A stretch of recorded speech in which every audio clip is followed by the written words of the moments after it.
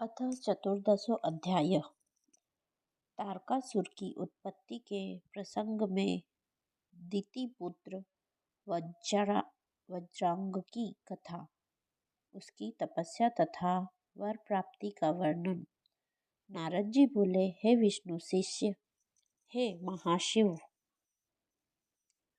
हे विधि, आपने यह शिवा एवं शिव जी के परम पवित्र चरित्र का अच्छी तरह से वर्णन किया। हे ब्राह्मण, तारकासुर कौन था जिसने देवताओं को दुखित किया? वह किसका पुत्र था? शिवजी से संबंधित उस कथा को आप मुझसे कहिए। जितेंद्रिय शंकर ने किस प्रकार कामदेव को भस्म किया? भगवान शंकर के इस अद्भुत चरित्र का भी प्रसन्नता पूर्वक वर्णन कीजिए।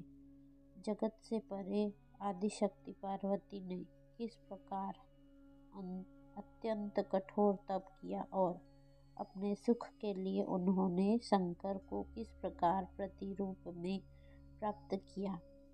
हे महाज्ञानी, आप मुझ भगवान तथा शिव भक्त अपने पुत्र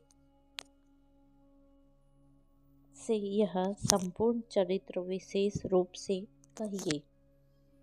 ब्रह्मा जी बोले, हे पुत्र वर्य, हे महाप्राज्य, हे सुरसे, हे प्रशंसनीय व्रत वाले, मैं शंकर का स्मरण कर उनके संपूर्ण चरित्र का वर्णन कर रहा हूँ, आप सुने। हे नारद, सबसे पहले आप तारकासुर की उत्पत्ति को सुने, जिसके वध के लिए देवताओं ने शिव का आश्रय लेकर बड़ा यत्न किया था। मेरे पुत्र जो मरीचि थे, उनके पुत्र कश्यप हुए। उनकी 13 स्त्रियां थी जो दक्ष की कन्याएं थी। उनकी सबसे बड़ी पत्नी दिति थी। उसके 2 पुत्र हुए, उनमें हिरण्यकशिपु ज्येष्ठ तथा हिरण्याक्ष छोटा था। भगवान विष्णु ने नरसिंह तथा वराह रूप धारण कर अत्यंत दुख देने वाले उन दोनों का वध किया। तत्पश्चात देवगण निर्भय और सुखी रहने लगे। इससे दिति दुखी हुई और वह कश्यप की शरण में गई।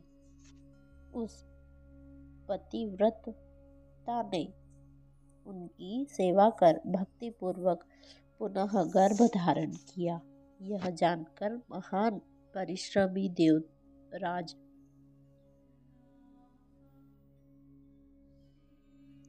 देवराज इंद्र ने अवसर पाकर उसके गर्भ में प्रविष्ट होकर वज्र से उसके गर्भ के टुकड़े टुकड़े कर दिए, किंतु उसके व्रत के प्रभाव से उसका गर्भ नहीं मरा और देवयोग से सोती हुई उसके गर्भ से 49 पुत्र उत्पन्न हुए। वे सभी पुत्र मरुत नाम के देवता हुए और स्वर्ग को चले गए। देवराज ने उन्हें अपना लिया। तब दिति अपने कर्म से अनुतप्त हो पुनः उनकी सेवा करने लगी और उसने महान सेवा से उन मुक्ति को प्रसन्न कर लिया। कश्यप बोले, हे भद्रे, यदि तुम पवित्र होकर ब्रह्मा के 10,000 वर्ष पर्यंत तपस्या करो तो तुम्हारे गर्भ से पुनः महापराक्रमी पुत्र का जन्म हो सकता है। हे मुने, दिति ने श्रद्धा के साथ जब तपस्या पूरी की तब अपने पति से गर्भ धारण कर वैसा ही पुत्र उत्पन्न किया। दिति का वह पुत्र देवताओं के समान था। वह वज्रांग नाम से विख्यात हुआ। उसका शरीर नाम के अनुसार ही वज्र के समान था। वह जन्म से महाप्रतापी और बलवान था। उस पुत्र ने अपनी माता को आज्ञा से बलपूर्वक देवराज इंद्र तथा देवताओं को भी पकड़कर अनेक प्रकार का दंड दिया। इस प्रकार इंद्र आदि की दुर्दशा देखकर दिति बहुत प्रसन्न हुई तथा इंद्र आदि देवता अपने अपने कर्म फल के अनुसार बड़े दुखी हुए। तब देवताओं की सदा भलाई करने वाले मैंने कश्यप को साथ लेकर वहां पहुंचकर शांति की बात कहकर देवताओं को उस वज्रांग से छुड़ाया। तत्पश्चात शुद्धात्मा निर्विकार वह शिव भक्त वज्रांग देवताओं को मुक्त करके प्रसन्नचित होकर आदर पूर्वक कहने लगा। वज्रांग बोला, यह इंद्र बड़ा स्वार्थी और दुष्ट है। इसने ही मेरी माता की संतानों को नष्ट किया है। इसको अपने कर्म का फल मिल गया। अब यह अपना राज्य पालन करे। हे ब्राह्मण, यह सारा कार्य मैंने माता की आज्ञा से किया है। मुझे किसी भुवन के भोग की अभिलाषा नहीं है।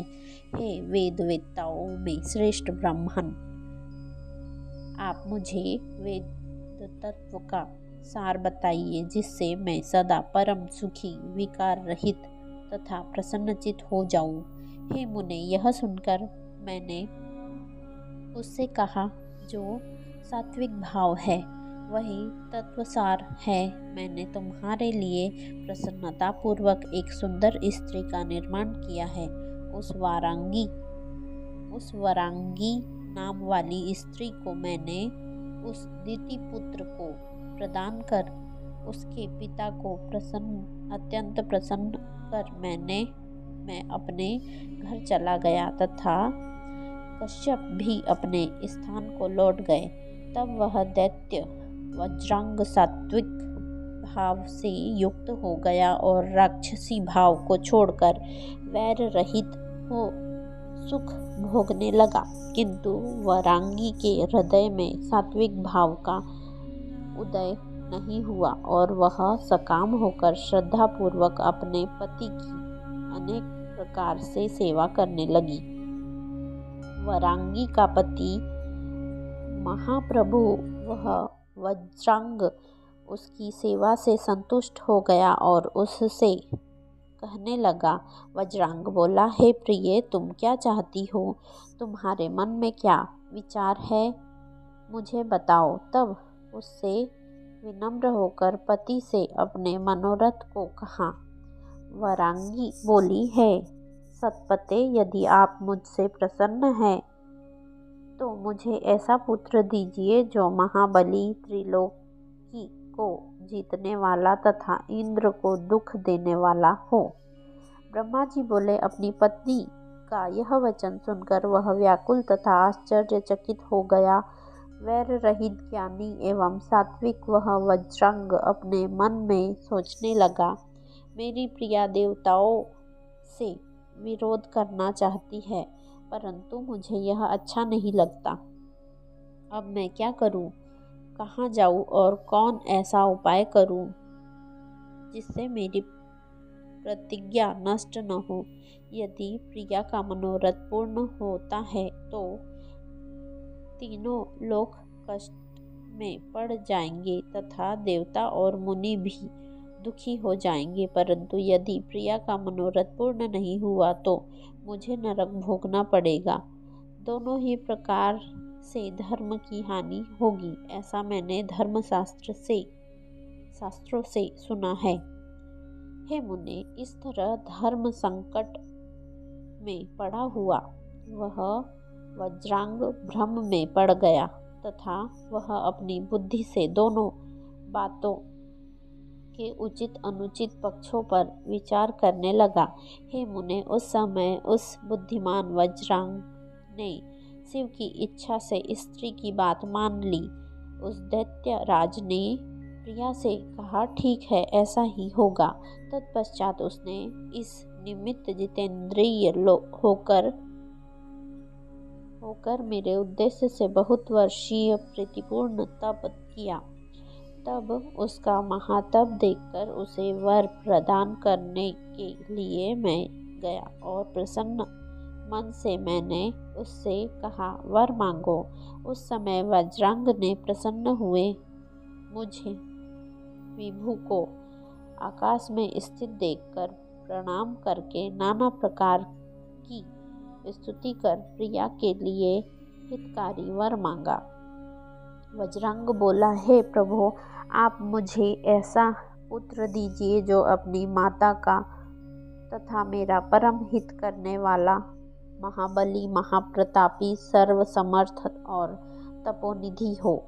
ब्रह्मा जी बोले, हे मुने, उसका यह वचन सुनकर मैंने तथास्तु कहा और उस प्रकार उसे वर देकर शिव का स्मरण करते हुए उदास होकर मैं अपने स्थान को लौट आया। इस प्रकार से शिव महापुराण के अंतर्गत द्वितीय रुद्र संहिता के तृतीय पार्वती खंड में तारक की उत्पत्ति के प्रसंग में वज्रांग की उत्पत्ति और उसकी तपस्या का वर्णन नामक 14वां अध्याय पूर्ण हुआ। श्री शिवाय नमस्तुभ्यम। आगे आने वाले अध्यायों की जानकारी के लिए बेल आइकन प्रेस कीजिए तथा कमेंट में ओम नमः शिवाय, हर हर महादेव अथवा श्री शिवाय नमस्तुभ्यम अवश्य लिखें। धन्यवाद।